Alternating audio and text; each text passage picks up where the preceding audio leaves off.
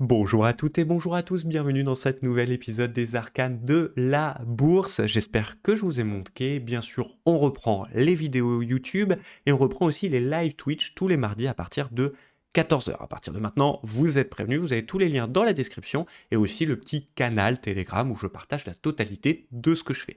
Alors c'est parti, aujourd'hui on va voir deux plans, ou plus précisément quatre indices, deux plans acheteurs, deux plans vendeurs et on finira sur le dollar avec l'euro USD parce qu'il est en passe de péter. En bonus, on regardera peut-être le WTI, le pétrole, mais ça c'est si on a le temps. Alors c'est parti du côté des annonces macroéconomiques susceptibles d'impacter notre semaine. Elles sont au nombre de deux, en tout cas les plus importants. Le discours de Powell, président de la Fed, mardi prochain 19h15, et bien sûr les indices de prix à la consommation annuelle révision de mars en zone euro qui sont elles données à la baisse, qui peuvent donner tout simplement des idées aux indices qui sont eux acheteurs. Alors c'est parti, globalement c'est tout. Ah, bien sûr à tout ça il faudrait rajouter le conflit israélo-iranien qui est en train de qui peut faire mal, qui peut faire mal à l'or, qui peut faire mal au pétrole, donc il va falloir quand même rester prudent, mais on va voir aussi que globalement il se passe des choses plutôt pas mal. Du côté des indices, je vais vous en donner, comme je vous ai dit, deux à la vente et deux à l'achat. Le premier, c'est le Nasdaq à la vente. Alors pourquoi? Plusieurs raisons à ça. La première, c'est qu'on est quand même sur un gros range. Qu'en données de temps hebdomadaire, on a eu des grosses idées. Ça fait 3 semaines de rouge d'affilée. Ça nous est pas arrivé depuis un très longtemps, si vous regardez. Tout simplement, 3 semaines, ça nous est pas arrivé depuis septembre 2023. Est-ce que ça va continuer pour autant? J'en sais rien. Est-ce que c'est maintenant qu'il y a une petite correction? J'en sais rien. Mais en tout cas, avec ce petit conflit, il y a une idée, une occasion supplémentaire pour les indices de corriger sans que ça soit la faute du FOMO ambiant et de rachat, ces baisses de taux complètement folles. Ok. En données de temps journalière, c'est assez simple. On a une zone journalière sur les 17 800, 17 860.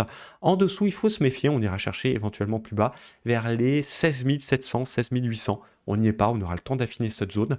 Mais globalement, voilà où on en est. Ça veut dire que forcément, on va essayer d'acheter en haut. On a ce petit rounding top là qui est plutôt sympa. C'est pour ça que je l'aime bien aussi. Méfiance à la MACD qui est en train de croiser vert. Ça voudrait dire qu'on pourrait avoir par exemple plusieurs jours de vert, retrouver la zone 4 heures et puis ensuite rebasculer. Et d'ailleurs, c'est le plan de la semaine, c'est-à-dire vendre au plus proche des 18 200, 18 400, vous cherchez votre signal et vous engrangez des ventes jusqu'à 17 900, 17 860. Le deuxième à vendre, forcément, c'est le Dow Jones. Et oui, parce qu'en données de temps hebdomadaire, il est plus pété que les autres. On est passé sous la moyenne mobile 20.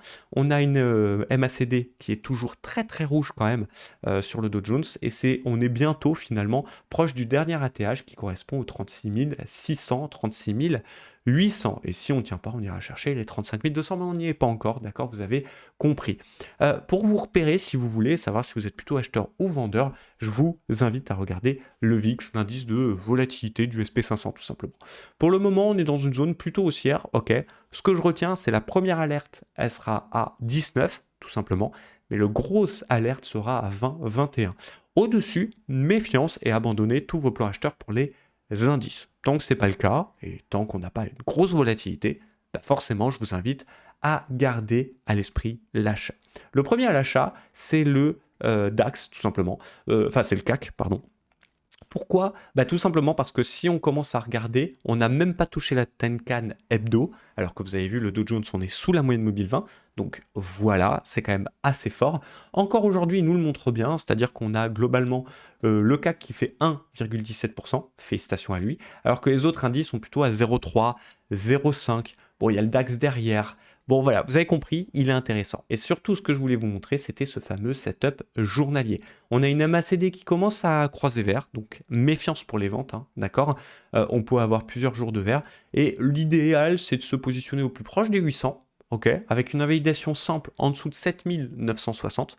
C'est quand même cool. Dégradation en dessous de la moyenne mobile 50 périodes, globalement, journalière, vous avez compris, en clôture. Et tant qu'on en est là, on peut aller chercher les 8125 et les 8200 de façon assez simple. Le deuxième que je trouve à l'achat et qui est exactement pareil que notre ami le CAC, d'accord, en données de temps hebdomadaire, je crois qu'il est un petit peu plus hors retard, c'est-à-dire qu'il a déjà tapé la Tenkan, j'aimerais bien qu'on me le confirme. Non, exactement pareil. On est sur la Tenkan hebdomadaire. En données de temps journalière, on est sur le setup journalier, vous avez compris. On peut se positionner au plus proche des 5130 pour aller chercher dans un premier temps les 5220 et si on arrive à les casser, 260, 280 et puis pourquoi pas d'autres univers. Ok, ça c'est du côté des indices. J'espère que vous allez trouver tout simplement votre bonheur. Du côté du forex, je vous ai dit le dollar. Le dollar assez simple. Avec ce qui est arrivé hier, avec ce qui est arrivé la semaine dernière, pardon, là les fondamentaux du dollar sont toujours eux haussiers. On est quand même dans une grosse zone hebdo. Vous allez voir, je vais vous proposer un contre-plan. Mais globalement, c'est assez simple. On va essayer de se positionner à l'achat. Pour moi, il y a deux zones. La première zone, c'est la zone journalière. Je ne pense pas qu'on y aille. Vous allez comprendre pourquoi. C'est sur celle des 103. Là, ça serait gratuit et ça serait vraiment une zone d'accumulation rationnelle et même pour des plans swing.